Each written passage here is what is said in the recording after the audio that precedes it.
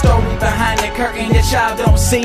That's why I listen close, you can hear through the leaves. And they telling me to let go, you gotta be free. I've been gone for too long, now I can finally be me. There's a story behind the curtain that y'all don't see. That's why I listen close, you can hear through the leaves. And they telling me to let go, you gotta be free. I've been gone for too long, now I can finally be me. Now let me.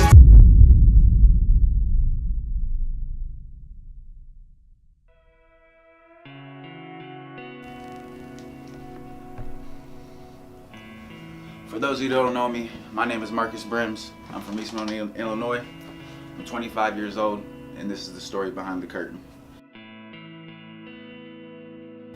When I first decided to put this video together, I kind of had all these little notes and little things that I wanted to put in, but almost like it's that there was a right way to tell the story. But to be honest, there is no right way. It's my story, so I'm going to tell it how it happened and everything that's real. Everything that I'm about to say, nothing is sugar-coated. It is completely 100% truth. Growing up,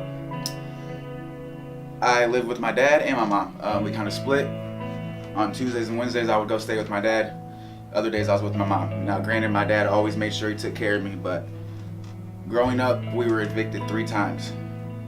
I would come out or come home from my dad's. Our stuff would be out on the lawn. I'm not knowing what's going on. I'm young, you know.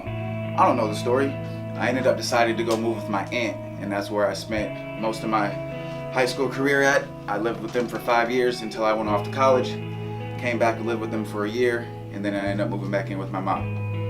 The reason I call this video the story behind the curtain is because when you're at a show or you're at a play or a live type venue, you only get to see what's in front of that curtain. You don't get to see behind it. You don't know if there's wardrobe issues. You don't know if there's props missing. You don't know if there's people missing. The only thing that you know is what you see when the show is being performed. So that's how I kind of feel like I've been was living my life, I should say. Back in 2012, it's really hard to admit this, but I was an addict.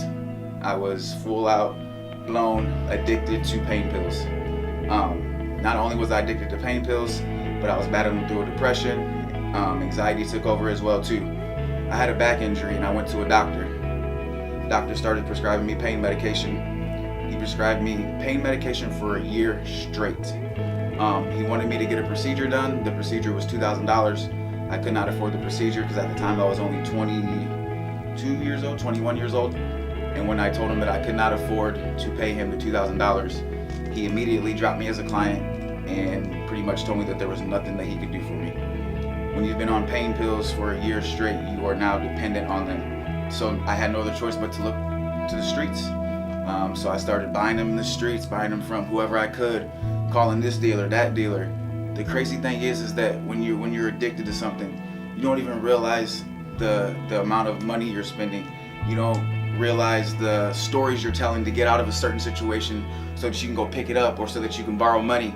I was a manager at a gym and nobody knew. I had my fiance now that I've been with on and off for 9 years. She didn't know. My dad didn't know. The only person that knew was my mom.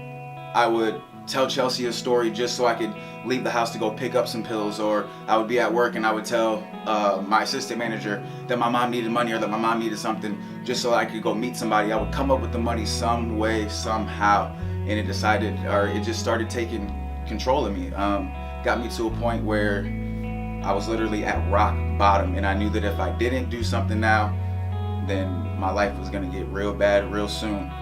And it almost happened. I was on my way to work and my vision went blurry. I couldn't see my phone, couldn't see the clock on my screen. I knew the last person I called was my mom. So I put the call button twice, called her, and thank God she was behind me driving and I had no idea. At the time I didn't know what it was, but it was an anxiety attack. By the time the ambulance got there, I was unconscious, I was unresponsive. They rushed me to the hospital in an ambulance, and that was my wake-up call. Like I said, at the time I didn't know what it was, but I thought that it was from me being addicted. So that was my wake-up call. I give all praise to God. He's the one who saved me, my pastor. He saved me, he talked me out of these situations, told me how to get help, told me that I'm not by myself, God's here to help me. And that's what I did. I decided to get help in 2014. I decided to reach out and get treatment, and I have been sober for 2 years, a little over 2 years now. And I'm just here to tell you guys that if I can make it through addiction, depression, anxiety, being evicted, that there's nothing in this world that you cannot achieve. There's no goal that's too small. There's no goal that's too big. You just have to really want it. And the mentality that I had when I was addicted, when I was finding ways to get the pills, or finding ways to get out of certain situations, that mentality that I used to get the pills and to be an addict, I flipped that and used that towards fitness. I'm a personal trainer. I've been a personal trainer for 5 years now. November 5th, I'm going to be doing my very first physique competition, and I took all of that and used it to my advantage. I put in the work. I dedicated myself. The pictures you'll see was when I did my first prep. I lost a lot of weight, but I was real skinny, didn't have any muscle tone at all. I hardly listened to what my coach told me to do. I kind of just thought, well, I'm a personal trainer, I know what to do. And you can see the difference from my first time on prep and the second time on prep. And yes, when you do see the second before picture, that is real. I gained 45 pounds in 5 months. That is not fake. My fiance left, I went through depression, so I gained 45 pounds, and then I cut it all back down again. And November 5th, I will be stepping on the stage for the very first time doing a physique competition.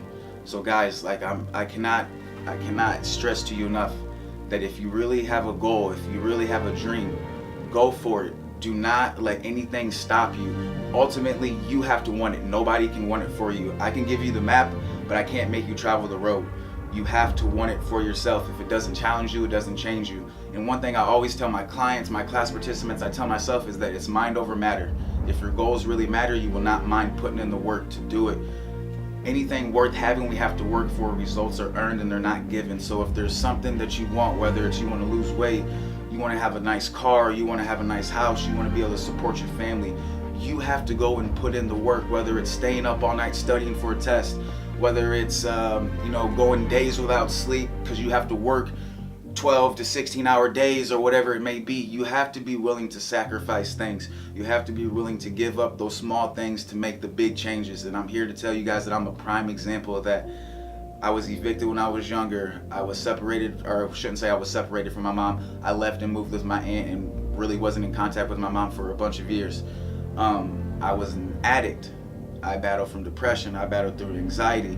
All of that stuff, and I still battle through anxiety. And I'm here to tell you that if I can make it through all of that stuff, you can make it through anything you're going through. You're not alone. All you have to do is reach out, admit you're a problem, get help, and get it now. Step number 1 is admitting that you have the problem and taking control of it. Once you can admit that you have it, the road to start doing that is so much easier. So again, guys, I'm here to tell you that I'm a prime example of what hard work is. And if you set your mind to something, you can achieve anything that you want. I battled through all of that stuff, and I'm here to tell you that there's always a light at the end of the tunnel. You just got to find it.